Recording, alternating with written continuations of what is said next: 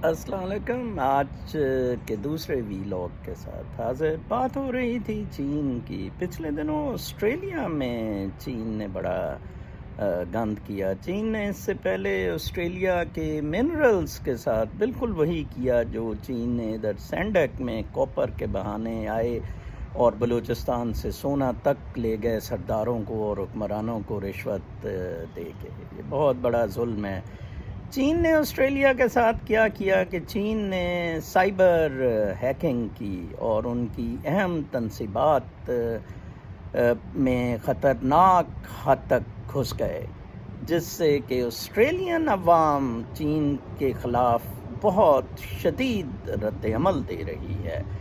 چین اب چنگھاڑ رہا ہے۔ چین نے اپنے آپ کو معاشی طور پر مستحکم کر کے اور اپنی 1.5 ارب کی آبادی کو مناسب سی صحت اور تعلیم کی سہولیات دے کے، ایک بہت اعلیٰ امریکہ جیسا انفراسٹرکچر دے کر، پھر سوچا کہ اب باقی لوگوں پر چڑھائی کر دی جائے۔ یہ استحصالی نظام کا شاخسانہ ہے۔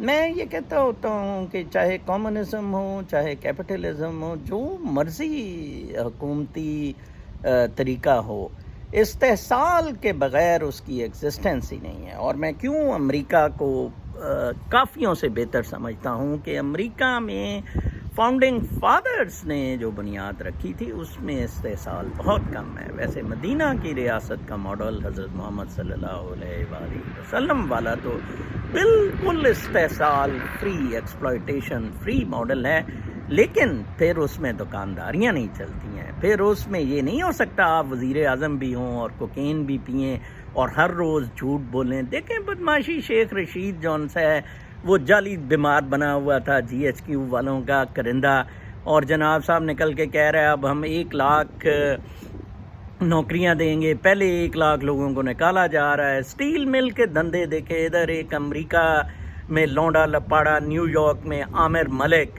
وہ ان کو بتا دینے والا عمران کوکینی کو، وہ جناب صاحب اس کا سی ای او بنا ہوا ہے، لینی وہ چین نے ہے، اور ادھر سے وہ شو کر رہا ہے جی کہ امریکہ لے رہا ہے، یہ بڑی ہائی گیم ہو رہی ہے، ٹھیک ہے جی، اور 10,000 لوگوں کا بیڑا غرق کر دیا ہے۔ شام تک کے روحانی ویلاگ تک اجازت، اپنا بہت خیال رکھیں، اللہ نگہبان۔